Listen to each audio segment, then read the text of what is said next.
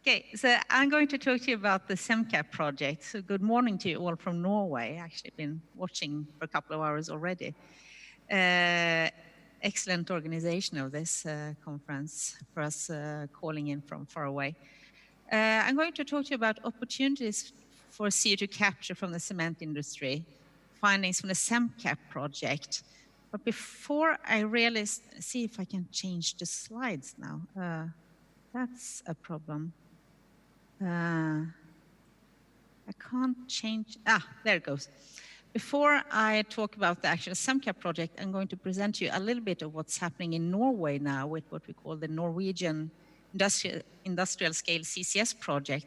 There are plans, feed studies have been done for CCS project with CO2 capture from the waste incinerator in the city of Oslo and the Norcem cement plant in southeastern Norway, with plans that captured CO2 should be compressed, liquefied, and then transported on ship around southern Norway to the western coast of Norway outside the city of Bergen, and then transported with pipeline down to a well that has been drilled and has been found that it's suitable for CO2 injection. And we're still waiting for the investment decision for this project, expected during this year, towards the end of this year. We have to see what happens now with the current situation, how that affects things. But this is really exciting and a background for what I'm going to talk to you about. And this is part of an ecosystem of different CCS projects that are emerging in Europe right now. So back to the CEMCAP project. This was a project founded by the European Commission mainly, an EU-funded project. Lasted for 3.5 years from 2015 to 2018. 10 million euro budget, where the EU contributed with most of it and industry with a little bit. This was the first time there was an EU call on CO2 capture from industry. And the motivation for us the motivation for doing a project for cement was that about 6 to 7% of the global man-made CO2 emissions come from the cement industry. And for deep emission cuts, CCS is the only viable option, since we know that calcium carbonate is divided into calcium oxide and CO2 is released. You can see the consortium, different partners in different countries in Europe for the project. We had a main objective to prepare the ground for large-scale implementation of CO2 capture in the European cement industry. The approach we had was that we combined experimental and analytical work. We set up a framework where we described a reference cement kiln that everybody would relate to, both in the analytical work and for the experiment, so that we should have a consistent basis. And we also defined MEA, or an amine technology, where you wash out the CO2 as a reference technology. This is a well-known, maybe not very efficient technology, but it has known chemistry, so it's easy to compare to. And we did techno-economic evaluations for the energy consumption, what we call the SPECA. I won't go into details there. The cost of the clinker you produce and the cost of the CO2 that you avoid to emit, because you may also generate some CO2 when you need power or heat for in the capture process. So we put all that into the context. And we also did a retrofitability analysis, because in Europe, the situation is that few, or if any, new cement kilns will be built in Europe. So if you're going to do CO2 capture, you have to put this into the existing kilns. And a little bit more about how we did this. That we already from the planning phase, we built in a consistency in the project with the performance and retrofitability analysis and the technology development and demonstration up to TRL 6, which is demonstration in an industrially relevant environment as defined by the EU. And to have this tight connection of analytical and experimental work, make sure we didn't deviate, or some partners deviated, to keep track of all our 15 partners in the project. We set up what we call a framework document, about 80 pages, that described everything from how to model the cement production, the composition of the CO2, captured CO2, and some boundaries there, how to calculate perhaps heat exchanger pumps, whatever. It's all there, and this is an open document that's available on the web if somebody is interested, and you'll get the link at the end of the presentation. Oh, what happens now? And the technologies we investigated were the oxyfuel process, where you burn with oxygen and recirculated CO2 instead of air in the kiln. Something called a chilled ammonia, where it's an end-of-pipe process where you wash out the CO2 with an aqueous ammonia solution. Membrane-assisted CO2 liquefaction, a hybrid two-stage process where you first have a polymeric membrane, and then to enrich the CO2 concentration, CO2 in the exhaust, and then compress and cool and liquefy the CO2 to separate the rest of the impurities or CO2, the non-CO2 gases by phase change. If you hear some noise now, I have to apologize because school is closed in Norway and my kids are waking up now, so sorry about that. We had also calcium looping, two versions of this, both end of pipe, looking at how can you use the calcium carbonate, calcium oxide circular process to separate CO2 from the exhaust gas, or integrate it in the calciner of the cement kiln. And again, as I said, the reference technology was the amine technology, which is also an end-of-pipe technology. So not to go into details of this process, but the technologies that are oxyfuel, chilled ammonia, membrane-assisted liquefaction, calcium looping, these are fundamentally different. So we could look at different aspects of how to put CO2 into the cement kiln. And one example how they are different is the energy provision, where oxyfuel requires power. Chilled ammonia requires both steam and power, so you need a little bit of electricity. You also need steam. You need power for the membrane-assisted liquefaction, and then fuel and power for calcium looping, which is a high-temperature process. And to put it mildly, you need to put more equipment in there. You need to use more energy. So CO2 capture requires energy, costs money. We did not change this fact, of course, but we decreased the uncertainty about the numbers for the cement industry for these different technologies and put them in relation to each other. And we also developed them further through experimental work and made them more mature. So one example, I won't go through all of it, but oxyfuel, which is perhaps the most complex technology to retrofit, but still something that the cement industry believes in, and where, for instance, Heidelberg Cement, as one of the big cement producers, moves forward with this. They're going to build a kiln together with some other cement producers.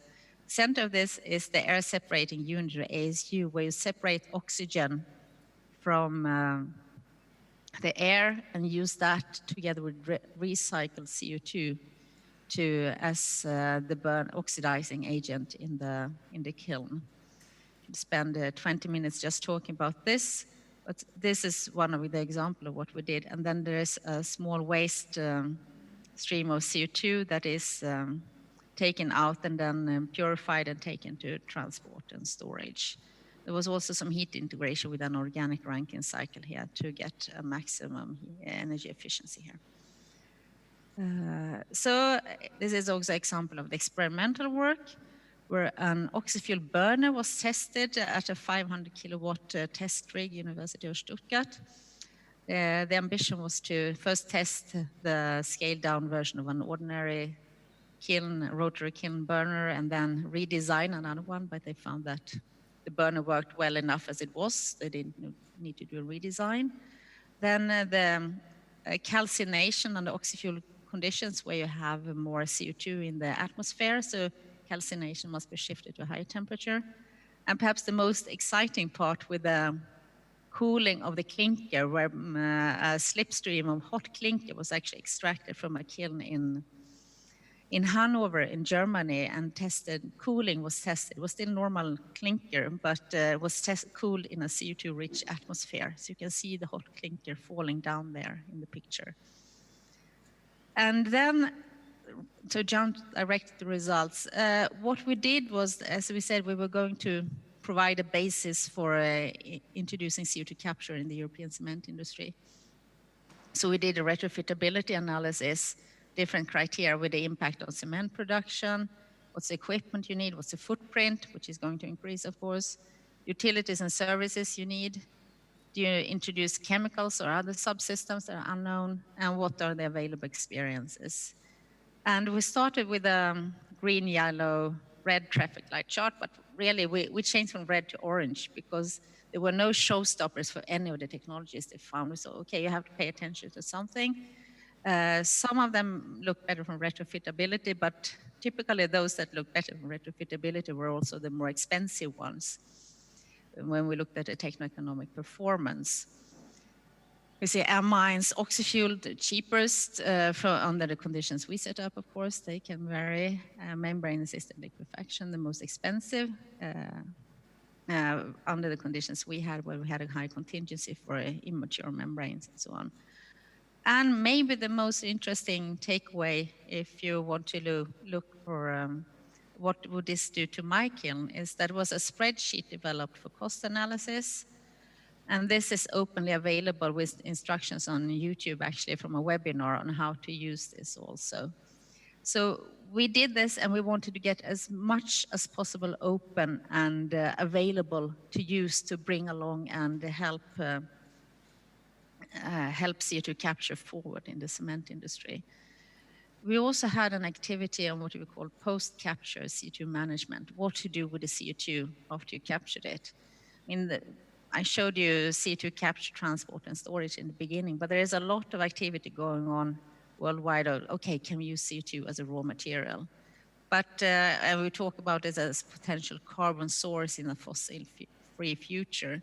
But at the same time, CO2 is a very stable molecule, and the conversion processes to make it into something useful are very highly energy intensive. So in CEMCAP, we looked at 16 different projects listed here, and look at the market, the energy demand, the maturity, and what's the price of the product. So green is a high price of the product here, of course, and if you can get a lot of money.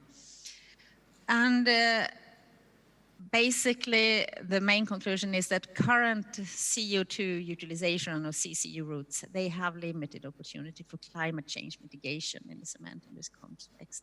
If you look at the amount of CO2 that's emitted every year, and the size of the market and what makes sense with respect to energy demand and so on. Perhaps 10% or less than 10% from a cement plant or a few cement plants in Europe at least can be used for CCU if you're early there and find a niche market.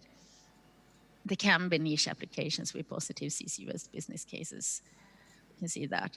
But conclusion is that the CCU using the CO2 always needs the S for storage, because either the market or the raw materials availability they need to put together with the CO2 or the energy consumption, they can pose limitations on the amount of CO2 that actually can be utilized. This is very important. And you also need to remember this, we'll say the big picture, we're actually doing this to mitigate climate change.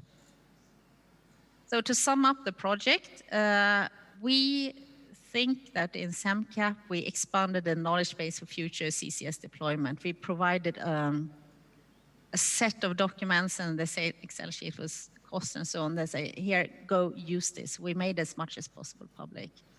With this techno-economic decision base, we think that the framework and the results are both suitable for in-house evaluations of CCUS in cement sector. So please use them if you're interested in that. So we tested and evaluated 5 candidate technologies for CO2 capture demonstration in the cement sector. And calcium looping is now being brought forward to testing on-site integrated calcium looping in a project called Clinker. And in addition, there is also this Norwegian full-scale or amine capture project. I forgot to mention that in the beginning. That's amine technology, the Norwegian project.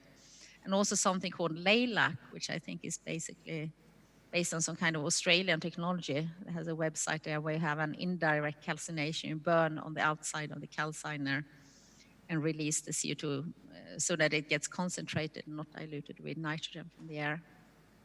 So that's 5 plus 1 plus 2. 5 plus 2, that means that we have at least 7 technologies for CO2 capture from cement kilns that we haven't found any showstoppers for any of them. And but to move forward from where we are now to say, okay, we can do this, you need industrial ownership for demonstration. Heidelberg Cement in Europe are taking a big chunk of this. We also see that LafargeHolcim are moving forward. I think maybe also some of the other big cement producers. We also need the business models. How can we make this happen? How can we operate CO2 capture, not for one, but for many cement plants, and create an ecosystem around this for transport and storage of CO2 business models, probably some kind of emission trading. Yeah, that's where we were and where we are right now in CO2 capture from cement. An example of one continuation is that Oxyfuel is continuing in another project called AquaStem with both Lafarge-Holcim and Heidelberg Cement and some of the technology suppliers and researchers to bring Oxyfuel further. And there are also actually plans for new built cement kilns, but probably not for the European market. That's what ThyssenKrupp are working on. So again, the overview of the partners, the cement producers with Italcementi that became part of the Heidelberg Cement Group during the project. So it's all Heidelberg Cement, technology providers from General Electric, IKEA and ThyssenKrupp, and then a bunch of R&D providers in Europe. And from SINTEF, we had a privilege to coordinate all of this. Very consistent and very fascinating work, I would say. Funded by European Union as a Swiss state, and then some websites for the project, and importantly for the deliverables, where you can go to the Zenodo repository and download all the public deliverables.